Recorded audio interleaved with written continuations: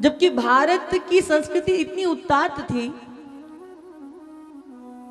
कि आर्यावर्त की भूमि पर बड़े बड़े राजा एक लाइन में लगते थे और स्त्री अपने अनुसार अपने वर का चयन करती थी।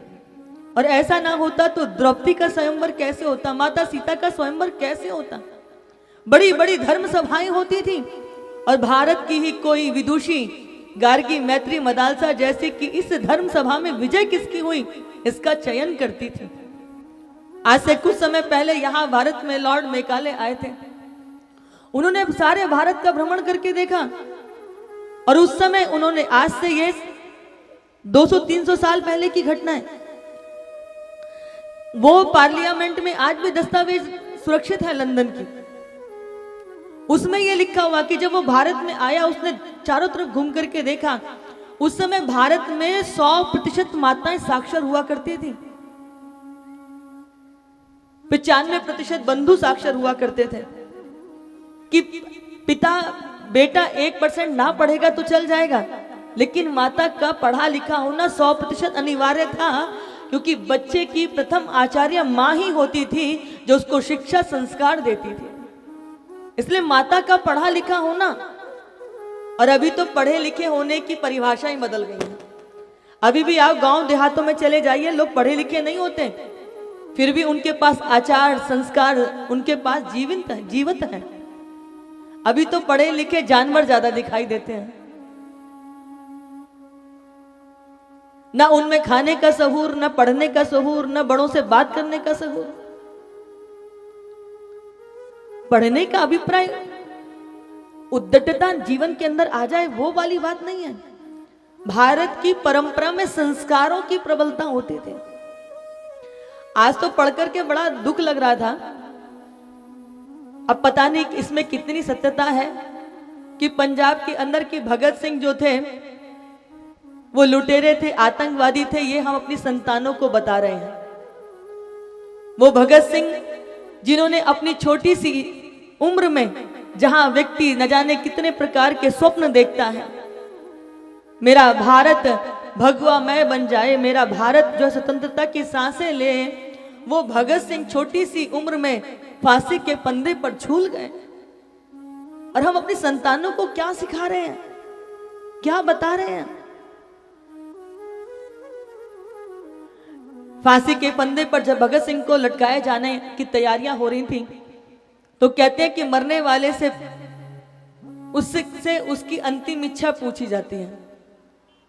तो भगत सिंह से भी जेलर उनकी अंतिम इच्छा पूछने के लिए आया। तो भगत सिंह ने कहा कि मेरे जीवन में कोई इच्छाएं होती तो मैं भी आम लोगों की तरह बाहर कहीं मस्ती मार रहा होता। बोले फिर भी कोई एक इच्छा तो होगी। बोले ठीक है, जब मुझे फांसी के फंदे पर कल लटकाया जाएगा तो वहां जितने भी लोग होंगे मैं बोलूंगा इंकलाब, और वो सब बोलेंगे जिंदाबाद। मरते मरते भी भारत का लाल सारे उन अंग्रेजों के मुख से इंकलाब जिंदाबाद करवा करके जाता है। ये भारत के रक्त का वो संस्कार था। अभी तो छोटी छोटी आयु के बच्चे आप देखो मुंह में गुटके दबाए हुए हैं, सिगरेट के धुएं उड़ा रहे हैं। माता पिता के पास नैतिक आधार नहीं है, क्योंकि जब स्वयं कोई व्यक्ति नशा पत्ता करेगा तो अपनी संतानों को कैसे संस्कार देगा। हाँ, किसान बहुत मेहनत करके अन्न को उगाता है, लेकिन पूरे वर्ष तक खेती का काम नहीं होता, 2 या 3 महीने ज्यादा काम होता है। बाकी समय हम लोग ताश पत्ती खेलते हैं, या फिर हम जो है सिगरेट बीड़ी हुक्का पीते हैं। हमारे बच्चे वही करते हैं। ये पशुता जैसा जीवन है, ऋषियों जैसा जीवन नहीं है। हमारे यहाँ पहले घर के अंदर प्रातःकाल सब लोग रामायण का पाठ करते थे। सब लोग एक साथ बैठकर के अच्छे अपने देश धर्म की संस्कृति की बातें करते थे, छोटे छोटे बच्चे। और आजकल वो सोशल नेटवर्किंग का वो हुआ, सब जिसे देखो वो लाइव के पीछे लगा पड़ा है। हम अभी ओंकारेश्वर में कथा कर रहे थे, तो मन में होता था कि यहाँ आए हुए नर्मदा जी का रोज दर्शन हो जाए। गंगा जी के स्नान का जो पुण्य तो प्राप्त होता है, वही नर्मदा जी के दर्शन से पुण्य प्राप्त हो जाता है। तो हम नर्मदा जी का दर्शन करके तब जाते थे। अब मुश्किल से 14-15 साल के वो बच्चे रहे होंगे, सिगरेट पी रहे हैं, उसका धुआं उड़ा रहे हैं और दूसरा बच्चा उसका लाइव वीडियो बना रहा है, जैसे कितना बड़ा ये देश पर गौरव का कार्य कर रहे हैं। ये क्यों हुआ? निश्चित रूप से माता पिता अपनी भूमिका का निर्वहन नहीं कर पाए। कथाएं होती हैं, कथाओं को भी हमने मनोरंजन का साधन मान लिया। कथा सुनना यानी कि बड़े बूढ़ों का काम। याद रखिएगा, बार बार ये जो मनुष्य जीवन है ना, ये बार बार नहीं मिलने वाला।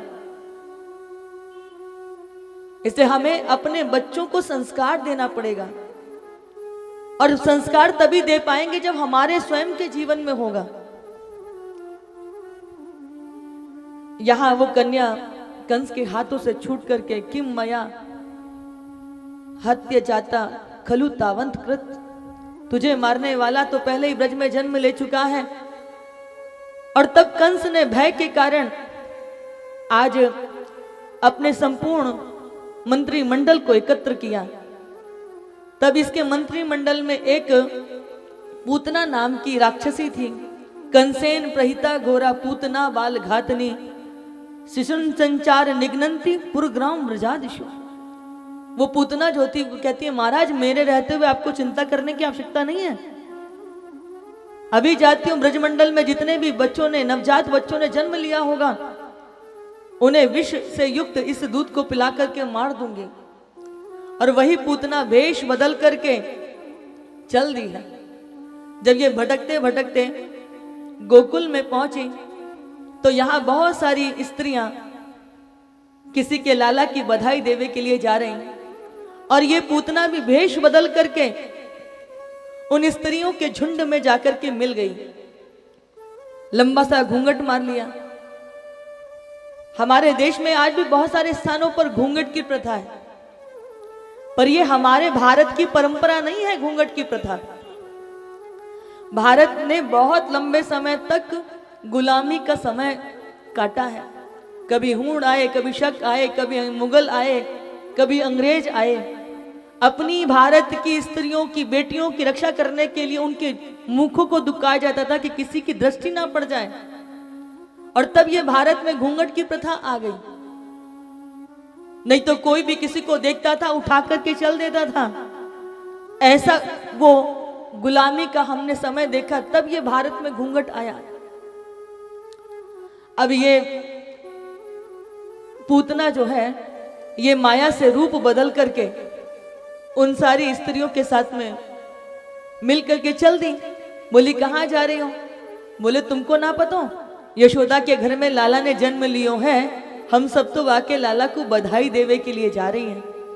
तो ये भी उनके साथ में मिल गई और यशोदा के द्वार पर पहुंच करके, यशोदा बधाई हो बधाई हो, जैसे ही सुनो कि तो के तेरे घर में लाला ने जन्म लियो है, ससारो काम का छोड़ करके सबसे पहले तेरे लाला को बधाई देवे के लिए चली आई हूं। यशोदा मैया ने जैसे ही पूतना को देखो, इतनो लंबो चौड़ो सो शरीर वाको और माया से अपनो भेष बदल लियो, तो ऐसा लग रहा है जैसे सुरपुर से साक्षात लक्ष्मी जी चली आई है। और कई बार ये पर्सनैलिटी भी बड़ा सुंदर काम करती है।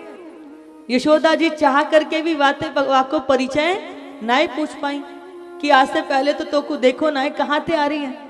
बस यशोदा जी तो भोली भाली है, एक ही बात सोच रही है कि अपनों सारो काम काज छोड़ करके मेरे लाला को बधाई देवे आई है। यशोदा मैया बोली अभी अभी सोयो है, ऐसो करो तुम पहले सब बाग को दर्शन कर लो, फिर बैठ के कुछ बातचीत करेंगे, कुछ गावेंगे, कुछ खामे पीमेंगे। अब पूतना मनी मन सोच रही है कि या यशोदा ने तो हमारा काम बड़ो ही आसान कर दियो कि हमें खुद ही भेज रही है वहां के पास में। अब पूतना सोच रही है कि ये सब बाहर निकल के आ जाए तब तो हम अपनो काम कर पाएंगे। सारी ब्रज की देवियां जब इस दर्शन करके लाला के बाहर आ गई, तब सबसे आखिरी में पूतना वह कमरे के भीतर जावे लगी, जामे लाला पलना में लेटे भय। और जैसे ही पूतना मौसी ने अपना पैर देहरी से पार रखने के लिए उठाया, तैसे ही पलने में लेटे हुए मेरे कन्हैया ने अपने नेत्र बंद कर लिए। अब यहाँ ब्रज के संतों ने बड़े सुंदर सुंदर भाव दिए हैं कि आखिर पूतना मौसी आई तो ये कन्हैया ने अपने नेत्र बंद क्यों कर लिए।